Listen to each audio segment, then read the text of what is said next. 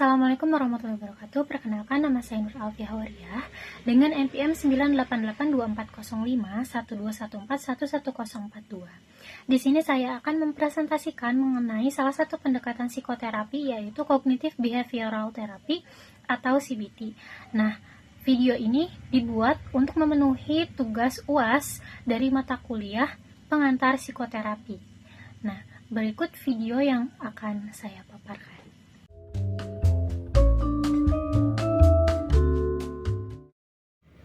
Nah, apa itu CBT? CBT itu merupakan Cognitive Behavioral Therapy yang merupakan sebuah pendekatan terapi yang dirancang untuk membantu seseorang mengubah pola pikir dan perilaku negatif yang dapat mempengaruhi kualitas atau kesejahteraan hidup mereka. Nah, CBT ini tuh pertama kali dikembangkan oleh Aaron T. Beck pada tahun 1960-an. Terapi ini didasarkan pada prinsip bahwa pikiran, perasaan, dan perilaku itu saling mempengaruhi. Artinya, apa yang kita pikirkan dapat mempengaruhi bagaimana kita merasa dan bertindak. Begitu pula sebaliknya, perasaan dan perilaku kita juga dapat mempengaruhi cara kita berpikir. Melalui CBT ini, seseorang diajarkan untuk mengenali dan menentang pola pikir negatif yang mungkin mereka miliki, serta menggantinya dengan pola pikir yang lebih realistis dan positif. Selanjutnya, distorsi kognitif dalam CBT, yaitu pola pikir yang keliru dan seringkali membuat seseorang merasa lebih buruk. Distorsi kognitif ini merupakan pola pikir yang tidak realistis atau salah, yang seringkali mempengaruhi cara seseorang memandang diri sendiri, orang lain, atau situasi tertentu. Nah, dalam CBT ini, distorsi kognitif ini dikenali dan diperbaiki untuk membantu seseorang mengubah pola pikir negatif yang dapat menyebabkan perasaan seperti cemas, depresi, atau bahkan stres. Aaron Beck juga mengidentifikasi berbagai jenis distorsi kognitif yang sering dialami oleh seseorang. Nah, yang pertama ini ada overgeneralization atau pengenalan berlebih. Di sini tuh seseorang membuat kesimpulan umum berdasarkan satu peristiwa atau sedikit bukti. Nah, yang kedua ada mind reading atau membaca pikiran, yaitu seseorang menyimpulkan apa yang dipikirkan orang lain tanpa ada bukti yang jelas. Nah, yang ketiga, catastrophizing atau prediksi bencana. Seseorang ini menganggap bahwa hal buruk yang mungkin terjadi akan menjadi bencana yang besar, bahkan jika kemungkinan itu sangat kecil. Nah, yang keempat ada labeling atau pemisahan. Seseorang ini memberikan label negatif pada diri sendiri atau orang lain berdasarkan satu kejadian atau ciri tertentu. Nah, yang kelima ada unrealistic expectation atau harapan tidak realistik, yaitu seseorang memiliki ekspektasi yang tidak realistis terhadap diri sendiri atau orang lain. Yang keenam ada personalization atau penyebab pribadi.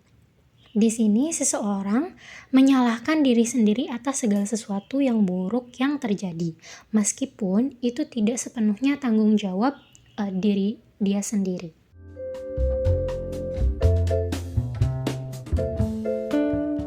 Selanjutnya, teknik-teknik dalam CBT. Nah, Aaron Beck ini mengembangkan berbagai teknik yang bertujuan untuk membantu klien mengidentifikasi dan mengubah pola pikir negatif serta perilaku yang tidak adaptif. Teknik-teknik ini dirancang untuk membantu seseorang memahami hubungan antara pikiran, perasaan, dan perilaku mereka, serta untuk mengganti pola pikir yang tidak realistis dengan cara berpikir yang lebih realistis dan produktif. Nah, di sini ada beberapa teknik utama dalam CBT menurut Aaron Beck yang sering digunakan. Yang pertama ini ada exposure, yaitu merupakan teknik yang digunakan untuk membantu seseorang dalam menghadapi situasi yang mereka hindari karena kecemasan atau ketakutan, dengan bertahap menghadapi situasi yang menakutkan. Nah, klien ini dapat mengurangi kecemasan mereka melalui pembiasaan dan desensitisasi. Yang kedua ada automatic thought record atau pencatatan pikiran otomatis, yaitu merupakan teknik untuk membantu seseorang mengidentifikasi dan memantau pikiran otomatis mereka, yaitu pikiran-pikiran spontan yang muncul dalam situasi tertentu. Nah, di sini itu klien diminta untuk menulis situasi tertentu, pikiran yang muncul, perasaan yang dialami, dan kemudian mengevaluasi apakah pikiran tersebut realistis atau tidak.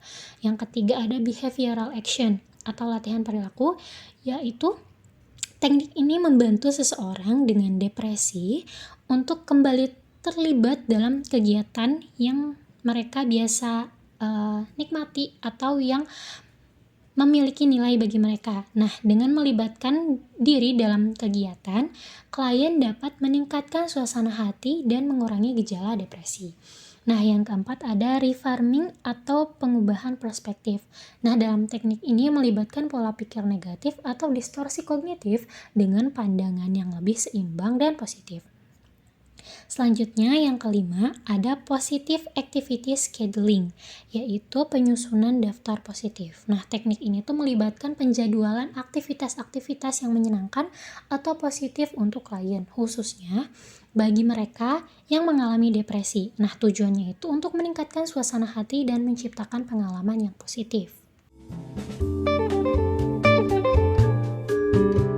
Pada slide ini kita membahas mengenai model CBT. Nah, model CBT ini tuh berfokus pada hubungan yang saling mempengaruhi antara pikiran, perasaan, dan perilaku. Dari model ini didapat bahwa pikiran kita tentang suatu situasi dapat mempengaruhi bagaimana kita merasa dan bertindak. Dan sebaliknya, perasaan dan perilaku kita juga dapat mempengaruhi cara kita berpikir. Nah, kita langsung saja ambil contoh model CBT dalam kehidupan sehari-hari. Misalnya di sini kita berada pada situasi menghadapi ujian yang penting. Nah, pertama, pikiran kita akan berpikir, saya tidak akan bisa mengerjakan ujian ini dengan baik, dan saya pasti gagal. Nah, pikiran ini merupakan cara kita menafsirkan atau memberikan makna terhadap suatu peristiwa atau situasi. Nah, dari setelah kita berpikir demikian, muncullah perasaan. Di sini tuh muncul perasaan merasa cemas dan takut, di mana perasaan ini merupakan reaksi emosional terhadap pikiran kita. Pikiran negatif atau tidak rasional dapat menimbulkan perasaan negatif seperti kecemasan, depresi, atau frustasi. Nah, kemudian pada perilaku kita menjadi menghindari belajar atau menunda-nunda persiapan ujian. Karena perilaku merupakan tindakan atau respon yang kita ambil berdasarkan perasaan dan pikiran kita. Misalnya lagi, kita menggunakan CBT ini untuk mengubah siklus dari pola pikir negatif ke pola pikir yang positif. Yang pertama, kita harus mengidentifikasi pikiran negatif kita. Yang pertama, ada kalimat saya pasti gagal. Nah, yang kedua, kita evaluasi pikiran kita tersebut. Apakah saya selalu gagal dalam ujian? Bukankah saya pernah berhasil sebelumnya? Nah, yang ketiga, pikirkan positif yang lebih realistis. Dengan berpikir, saya mungkin merasa cemas, tapi saya bisa belajar dan melakukan yang terbaik. Nah, selanjutnya muncullah perasaan merasa lebih tenang dan percaya diri. Kemudian pada perilaku kita, jadi kita bisa meningkatkan usaha untuk belajar dan mempersiapkan ujian dengan lebih baik dan terorganisir. Nah, dengan cara ini, CBT dapat membantu seseorang untuk mengubah pola pikir negatif yang pada akhirnya akan mempengaruhi perasaan dan tindakan mereka secara positif sehingga meningkatkan kemampuannya untuk menghadapi ujian dengan lebih percaya diri.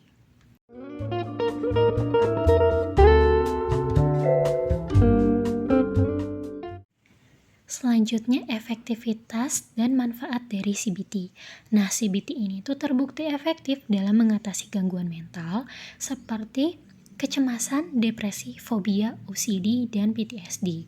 Kemudian manfaat utama dari CBT yang pertama mengubah pola pikir negatif dengan mengidentifikasi dan mengganti distorsi kognitif yang tidak realistis menjadi realistis dan produktif. Kemudian yang kedua, meningkatkan keterampilan coping dengan membantu seseorang mengatasi stres dengan teknik relaksasi dan pemecahan masalah. Yang ketiga ada pendekatan berorientasi pada tujuan dan praktis. Hal ini berfokus pada solusi yang praktis dan pencapaian tujuan yang spesifik. Yang keempat ada durasi singkat dan terstruktur yang efektif dalam waktu 12-20 sesi yang dapat memberikan hasil yang signifikan. Kemudian yang kelima, meningkatkan kualitas hidup dan fungsi sosial. Dengan mengubah pola pikir dan perilaku negatif, CBT ini dapat membantu seseorang meningkatkan kualitas hidup mereka secara keseluruhan, termasuk memperbaiki hubungan sosial, mengurangi perasaan terisolasi, dan meningkatkan rasa percaya diri dan harga diri. Dan yang keenam, adaptasi untuk berbagai masalah. Nah, CBT ini tuh dapat diterapkan untuk berbagai masalah, baik itu gangguan mental yang berat seperti gangguan bipolar atau skizofrenia, atau masalah yang lebih ringan seperti stres atau perasaan cemas. Nah, ini tuh menjadikan salah satu terapi yang paling fleksibel dan dapat diadaptasi untuk beragam masalah.